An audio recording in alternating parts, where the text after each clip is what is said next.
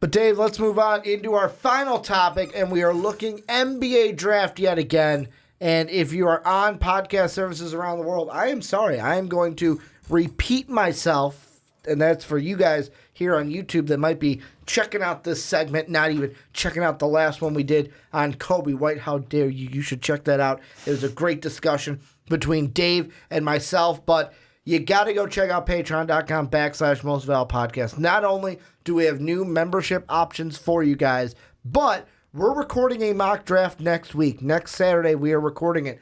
If you want to see what our picks are this week, you'll be able to get that option if you are a patron of Most Valuable Podcast. So for as low of a price as $1, you can see what we are thinking before we record the podcast on the 13th, I believe, is the day we are recording that podcast. For some reason, you smile. You trying to swallow in this room, and the pauses make me laugh. It's just like, it's so dry in here, and it's not even like a sickness thing. It's just this room has no humidity. Yeah, it has nothing, and that's why we need a new studio, which is patreon.com/mostvaluedpodcast. But Dave, what we are rounding the podcast out with is the New York Knickerbockers and their best fits. We've talked about the Suns eons ago. We've talked about the Cavs even less of eons ago. And then we talked about the Mavs just last week. But today, you and I are talking about the Knicks, their best fits in the draft. And I think we need to get out of the way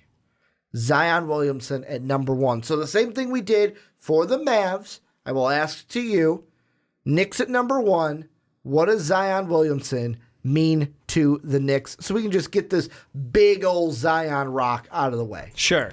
Zion Williamson on the Knicks means opportunity, because that is a team that is looking to wheel and deal potentially. Mm-hmm. They're looking to bring in the biggest of free agents this year. If they can haul in Kevin Durant and Kyrie Irving, because I think that's what Zion brings, is the okay, they got the best player in college basketball, and they already have a decent rookie in Kevin Knox this year. I'd say average. That's a team that, if they want to move pieces, they can move pieces. He's basically the, I'm in New York, instantly I'm popular, instantly we're relevant again. Mm-hmm. But if he is there, the draw for free agents increases. I think there's absolutely no doubt the draw increases.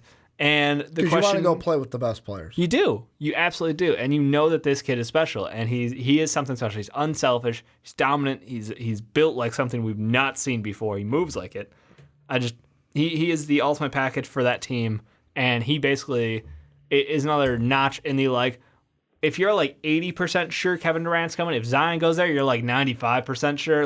He moves the needle for these big guys. So I think that if they do get lucky and they do land him with the number 1 overall pick, it means it's going to be a great summer for New York. It's going to be one of the best. Zion, to me, there's a few teams that would be the best fits for Zion. Yeah. The Knicks would be one of them. That's because they literally have no other pieces. Well, I'm not even talking basketball. Oh. I'm talking a market. Them, and I feel even though Chicago, we're called the second city because we are, even though a smaller market than New York. We are. We would still be up in that category of Zion in Chicago would be It'd be huge. A huge story. But him in New York, the Mecca, playing in the Garden.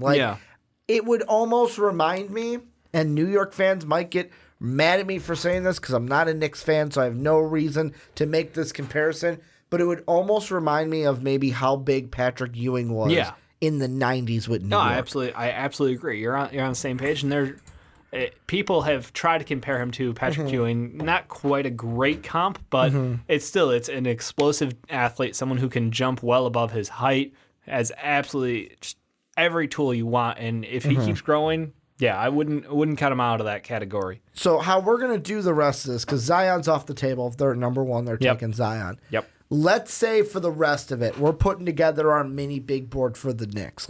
This is our draft board of, after Zion, this is the next guy we think best fits. Here's the next guy.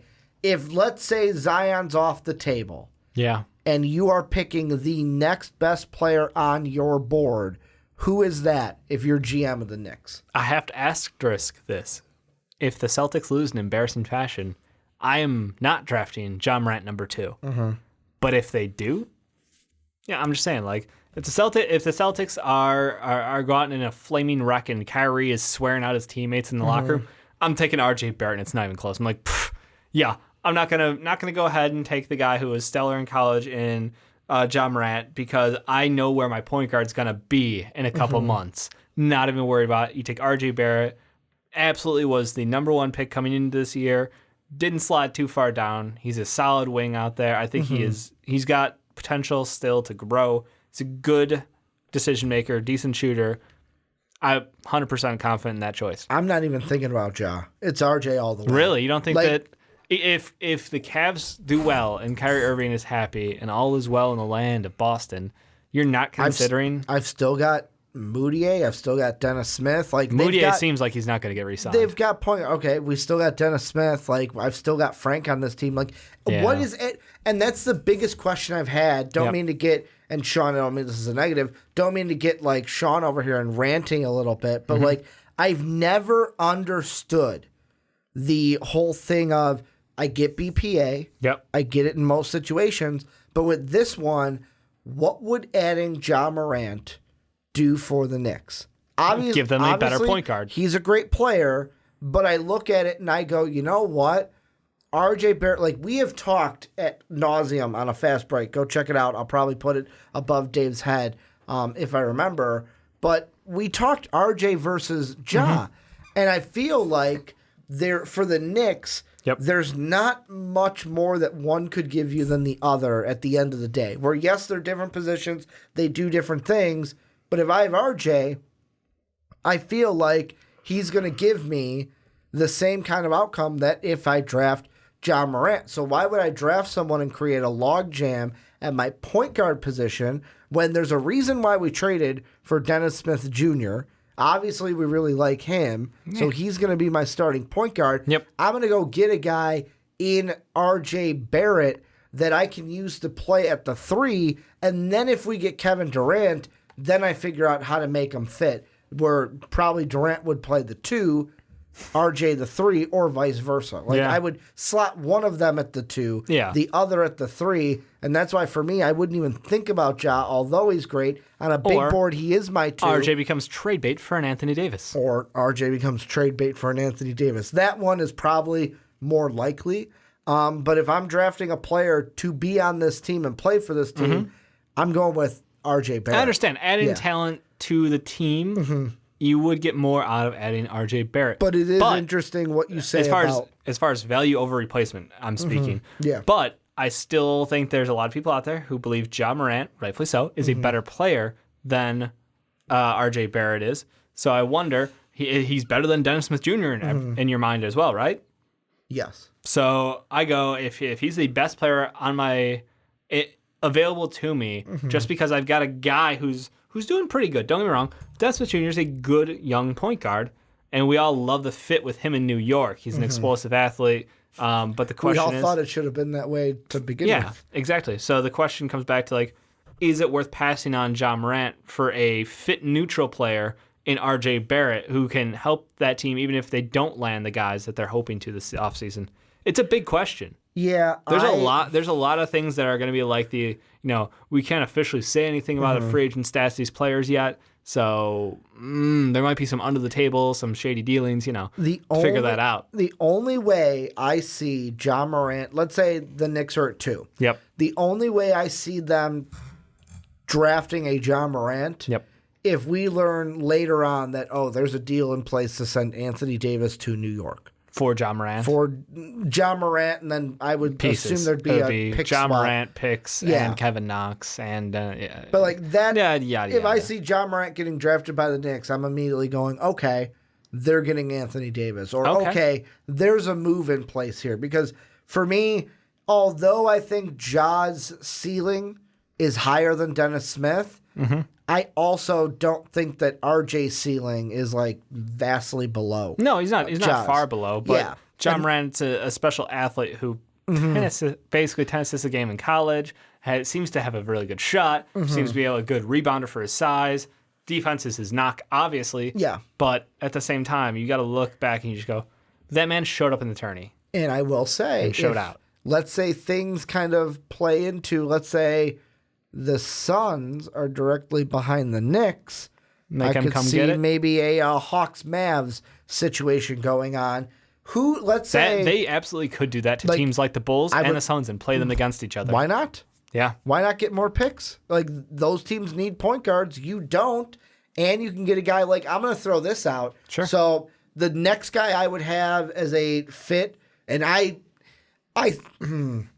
think he'd be a better fit than RJ. Yes. But I wouldn't take him above RJ. Jarrett Culver.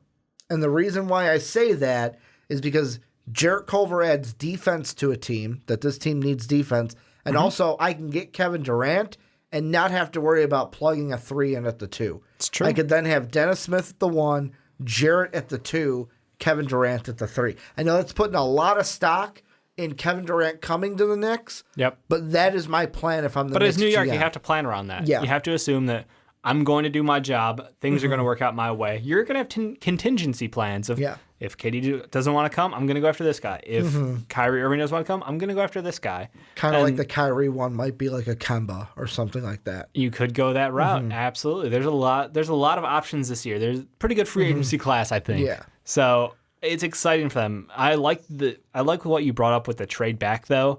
We can kind of hold this for ransom, get some extra cash out of this, get some picks, because this is a team that is far from locked in as far as their core. This is almost blank slate territory. So I look forward to, if they could make that move and pick up some draft capital, that's perfect for them. Yeah, and that's why for me, I kind of like, let's say even like the Suns of the Bulls are 2 picks behind them. Let's say it's like a 2 to 4 situation or a 3 to 5, to 5 situation. Absolutely. That to me then goes, hey, I might not get RJ, but damn, Jarrett fits this team better.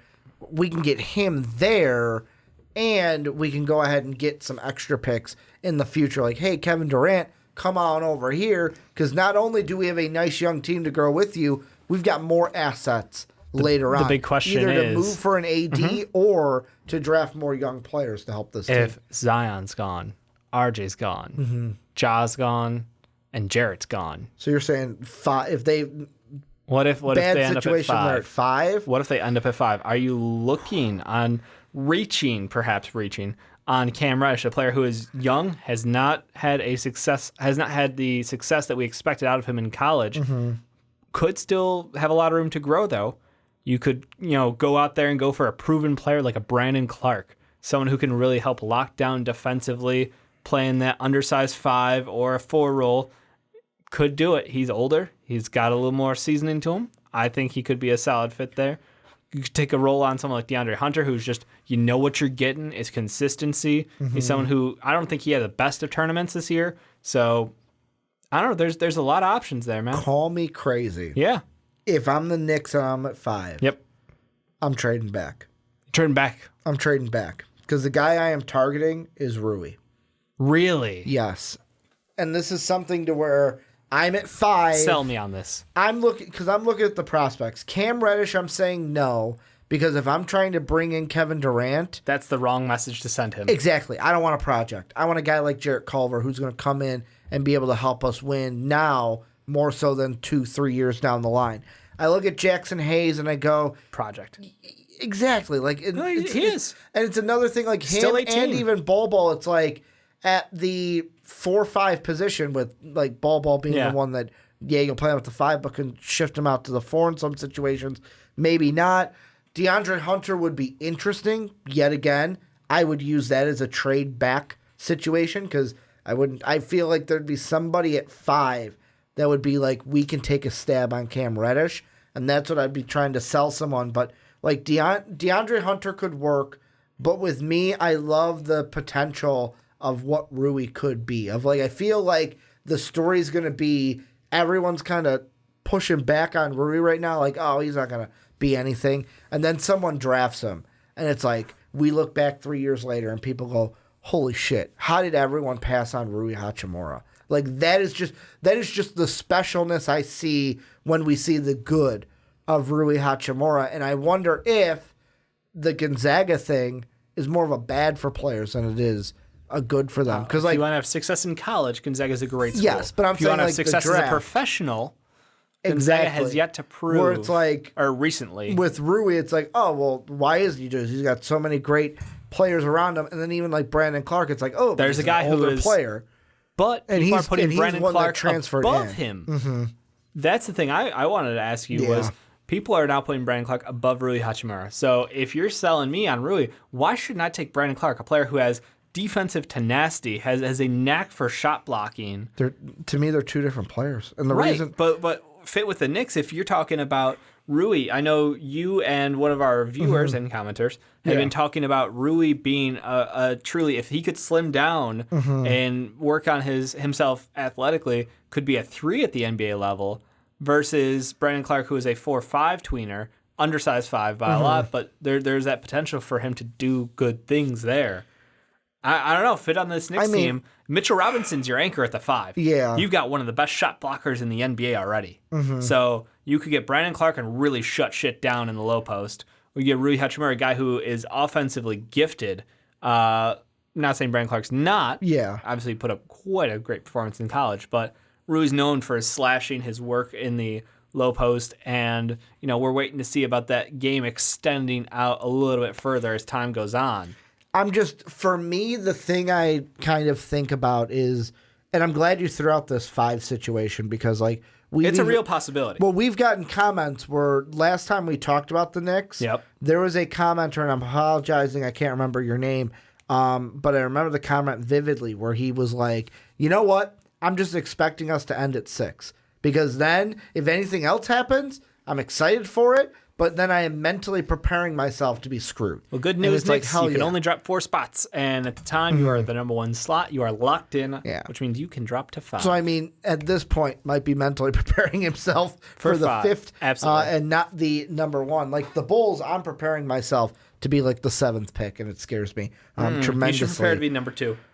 I want to prepare to be number 1, Dave. I want to be. You want that Williamson jersey? I want to be purchasing that Williamson jersey on the podcast when we do our lottery draft, the night of the draft lottery. I want to be buying that jersey. Yep. But I kind of I'm going to ask you this question. Yeah. Is there anybody at 5? No, you got to finish telling me why that Rui Hachimura is a better fit for this Knicks team than Brandon Clarke would be at the number 5 spot. I need that answer out of you. I would take the ball handler. And for me, that's what Rui does better than Brandon Clarke. Okay. Where, yes, Brandon Clarke would be a better answer at the 4 for them, and they could use a 4, but I'm going to go with the ball handler. Okay. If I'm going to take a guy like Brandon Clarke, he's got to do more than just defend and boards. And I know he scored points at the next level, but it's not like if I'm looking for a big in the top 5, top 10, I'm going with ball. And or bull. I always say that weird. But the reason I'm doing that is what he can bring to my team and also that stretch it outside. And I'm not quite sure if Brandon Clarke can stretch it outside you need at the next level. Not a 3-point shooter. Not at all. I believe he didn't take a single one. No, he took 15. Okay. He made 4 of them, so 26% overall. But that's not his game. No. Don't know if it will ever be his game, but that's okay because guess what? He shot 70% on 2-point attempts because he takes them all at a very close range. His true shooting numbers, incredible. He was one of the best players in college basketball this past year. And I think a lot of people were looking because of his age, but for a team that might be looking to add a Kevin Durant and maybe another piece and looking to make an instant impact, I think he's a guy who can come into this league and make an impact and play with those star-level caliber players. Well, and I mean, that's the question I was going to ask you with it, is is there any guy at 5 that gives Kevin Durant the message? Because like we said with Cam, you don't take Cam because it's sending the wrong message I agree. to Durant. Is Brandon Clarke really the only guy at 5 that could give Kevin Durant that answer of like, yes, no, we're still trying to win with you. Like, please come here. We're still going to win with you. Or could you trade back for DeAndre Hunter? Could you trade back for somebody else? Because that, to me, even becomes an intriguing option at 5. Because if the Knicks are at 5, I'm not in love with anybody anymore. Yeah. Like, I'm with you. I like feel it's an Rui personally, but it's like I'm not married to anybody. I feel like Rui would be an overpay. I feel like Brandon would be an overpay at this point. And that's not... Look, if you get the guy you want, it's not an overpay ever. So I'm just tossing it out there. I think that if you go with DeAndre, same thing. It's like he's good, but like I don't really feel like I'm getting my money's worth out of a top pick, even though it's maybe a weaker class. But just something about him screams, high ceiling or high floor, low ceiling. And of course, Tankathon gives me a gift. You want to hear this? Sure. It's exactly what we're talking about, but I would flip the last two. Zion to the Cavs, RJ to the Hawks, Ja to the Bulls, Cam Reddish to the Suns, and then Jarrett Culver to the Knicks. Zero chance. I would flip those last two. 100%. But if they have to gun to head take a pick there, I would probably. You're talking about the Knicks at 5. Yeah. I would probably feel compelled to take someone like, oh God, I don't know. I don't know. DeAndre Hunter. If it was, I'm trading back. You're right. Trading back's a smart move. Trade back is the move at 5. Yeah. But if you're gun to head, Ricky, you have to make a pick. Yep. My first thought in my mind goes, okay, at 5, I'm either going Brandon Clarke. Yep. Or I'm going with DeAndre Hunter. Honestly, because of the Kevin Durant thing, and I'm going DeAndre Hunter. Honestly, we just talked about Kobe White, and I'm like, I mean, you could fit him at the 2 next to Dennis Smith with, would 5 be too high? Yeah, I know. That's what I'm saying. That's the thing. I think 5 would be too high. But at the same Trade time, back for Kobe White. Because I'm thinking. We just talked him going top 10, and that's a real possibility. So I'm trying they could bounce back a couple, perhaps, and keep him. I don't know. It could be cool. How about. Could be cool. How about this? I'm going to work out a hypothetical trade here. I love it. The Knicks, if they're at 5, work a deal out with the Celtics, who still have the Grizzly pick. Oh, you saying Grizzlies pick like number 9? Like number 9. Okay. So we're trading back from 5 to 9. I'm getting a future something from the Celtics. Obviously. I don't know if it's exactly the same stuff as like the Hawks Mavs deal. Yeah. But that could Probably be something where the Celtics could be a team that's like, hey, they've got capital. We want more wings. They could move up. We're going to move up to get Cam Reddish, who we can take on a project. I don't know why they would go after another wing, to be honest. I'm just saying, not to be a dick about it, they but could move up for somebody. They do. And that could be a range where the Knicks could say, we could take Kobe White. Well, that could all be part of their plan. Actually, you know what? I'm gonna help this in. I'm going to say this is all part of their plan because they're building one of the best packages to get Anthony Davis. You're talking about the Celtics. Yes. Yeah. The Celtics are going to take him because guess what? He's a project with a ton of upside. And you know what? If you're going to go for a player like Anthony Davis, because they can't make that trade at that time, so it's like you're going to make those picks and hope. You know what just came to my mind? What's that? Danny Ainge basically being, oh, New Orleans, you like this guy? Hey, New York, we'll trade for him. Hey, New Orleans, you want the guy you really wanted? Exactly. Yeah, you got to trade with us now. Exactly. Oh, I'm thinking God. they could move they've got ahead the capital. Of the Pelicans. They absolutely have the capital.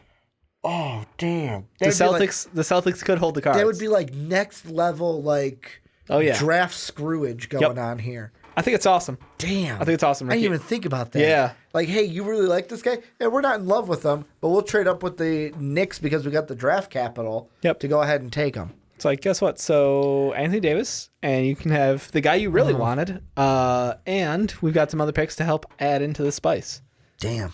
Yeah. No, I didn't even think about that. So the Knicks could be looking pretty. They could get some great value back out of the pick, even if they fall to 5. I know it's not the dream scenario. This is the worst possible case scenario. We're looking at moving out of the position, and I agree with you.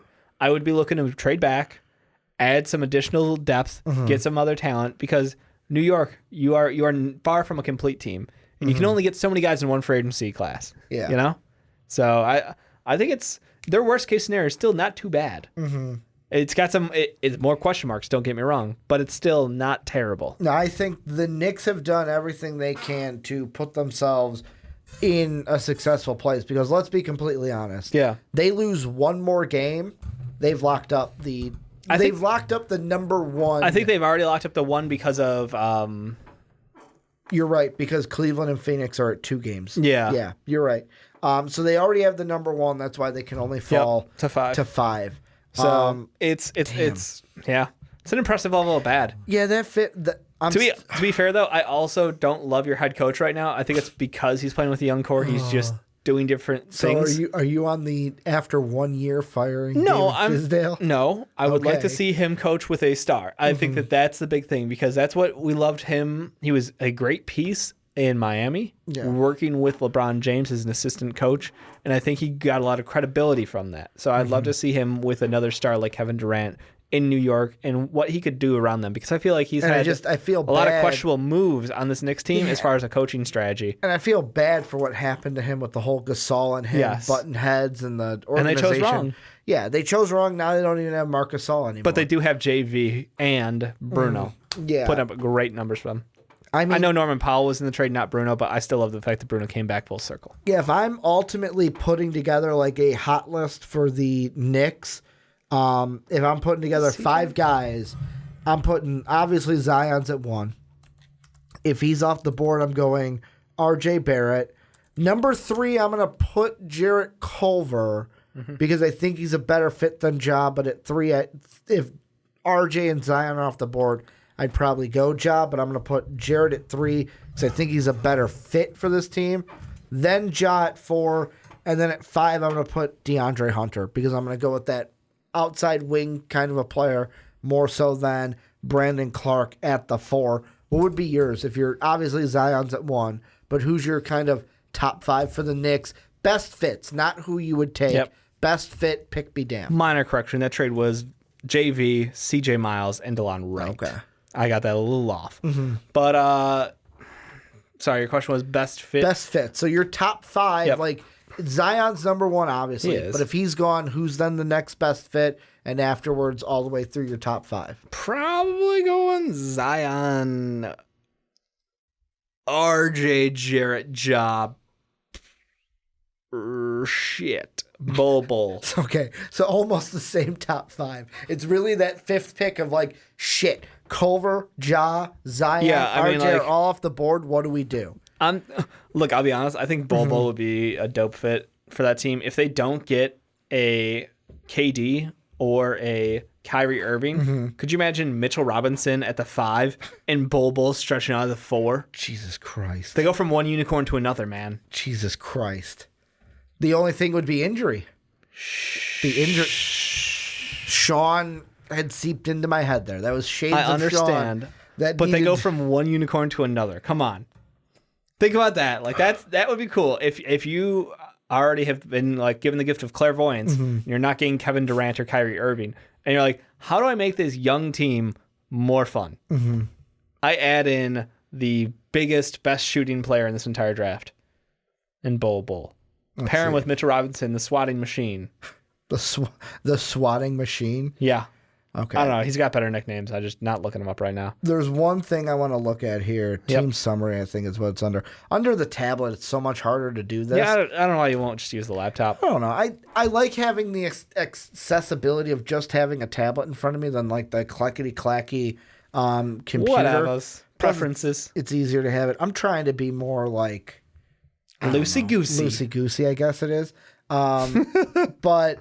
The Knicks, I just had it, and I turned it sideways and lost it, dude. Oh, that's good. That's what you get for using a tablet. The future picks, because I'm trying to look. They have their own. They have their 2020. They have then their 2021 and Dallas's, if Dallas's conveys to Atlanta this year. My question for you then, if you're at 5 with the Knicks, do you trade up? Do you say, fuck it, we got to get into this top 4? No, you do not. You do not give up that draft capital that you earned for giving up on Kristaps Porzingis. You hold on to that. It's for the future. Don't worry about it. You take who you got to at 5 if you have to. You trade back like we suggested. There are other moves to be made. This class, outside of Zion Williamson and perhaps a John Morant, who you already have claimed you shouldn't be interested as a Knicks fan. Yeah. I don't know how good they're going to be. I'm going to throw this out. Let's say you're at 5. Yep. At 3 or 4, you get a trade offer of swap picks this year and then give up your own pick in 2021. You'd still have the Dallas pick in 2021, potentially, if it conveys to the Hawks this year. Would you pull that trigger on draft night to get one of those guys in the top 4 that you want. Wait, go up, but I'm giving up my pick. You'd have to swap. So it'd be, let's say 3-5 swap like the Hawks Mavs. Okay. But you're giving up your own pick from 2021. So you'll have, if after the trade is done, the number 3 pick that you traded for, right? Next year's first, and then the 2021 Dallas first. I'd be tempted to. I mean, if I'm at 3, am I getting Jarrett Culver or RJ Barrett or John Morant? Let's say Jarrett Culver. Let's say Zion, Ja, and RJ are off the board. Wow, I'm getting number 3 pick. Okay, you're right. Let's say RJ and Zion are off the board. So you're telling me Jarrett Culver over John Morant. Actually, you know what? I'm in a similar boat. Because people want us to do this all the time. Yeah. Hopefully it gives me in order that I want. Okay, Knicks are at 5 here. Screw it. That won't work. The Mavericks have their pick. Let's say RJ and Zion are off the board. Let's say you're trading up for a Ja.